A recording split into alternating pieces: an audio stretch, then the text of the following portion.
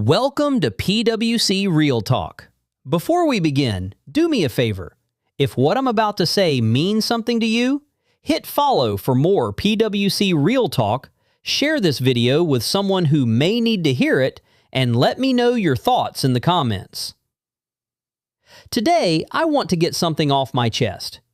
Why does it feel like good people finish last? Seriously, why? Because the older I get, the more I see people throwing away things that others would do anything to have. I get angry when I see people in relationships treating their partners badly.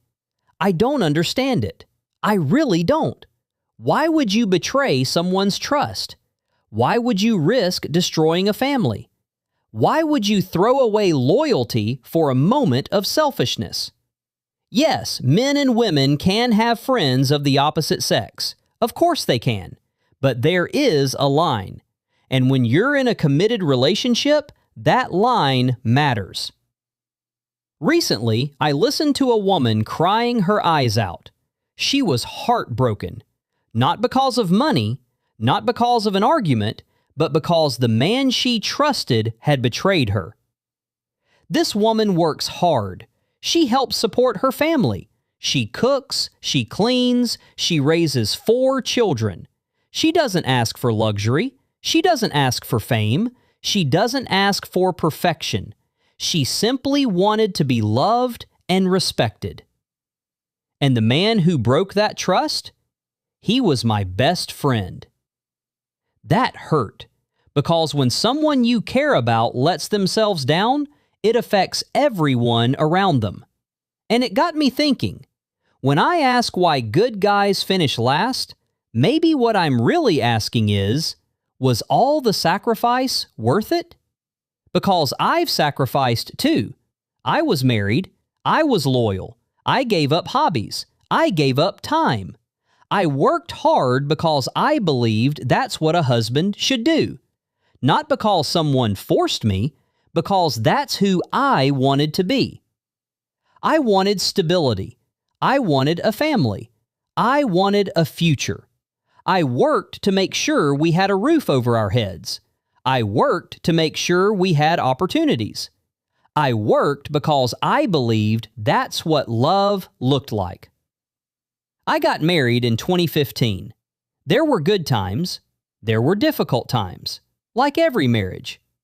Then in 2018, I took on even more work.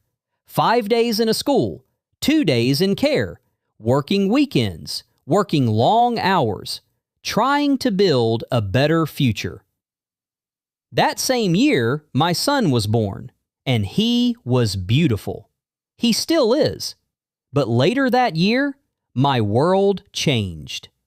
While I was at work, my marriage ended. And one of the hardest things I've ever experienced wasn't losing a relationship, it was losing time with my child. Anyone who's been through that kind of pain will understand. You never get that time back. You never get those missed moments back. Since then, life hasn't exactly been easy. I've worked long shifts. I've dealt with sleep apnea. I've faced health challenges. I've worried about my future. I've worried about my family. I've worried about my son. But every morning, I still get up. Every morning, I still go to work. Every morning, I still try. And that's why I reject the idea that I need to become a bad person to succeed. I refuse. I refuse to become someone who lies. I refuse to become someone who cheats. I refuse to become someone who walks over people just because life has hurt me. Because if I lose my principles, then what exactly have I gained? Maybe being a good man doesn't always get rewarded immediately. Maybe sometimes it feels like you're finishing last. But I'd rather finish last with my integrity than finish first by hurting people. So here's my message to every man listening. Don't let bitterness define you. Don't let pain turn you into someone you're not. Don't let social media convince you that treating people badly is strength. Real strength is keeping your values when life gives you every reason to abandon them. Keep working. Keep growing. Keep healing. Keep believing. And most importantly, stay true to yourself. Because happiness isn't always on the schedule we want, but that doesn't mean it isn't coming.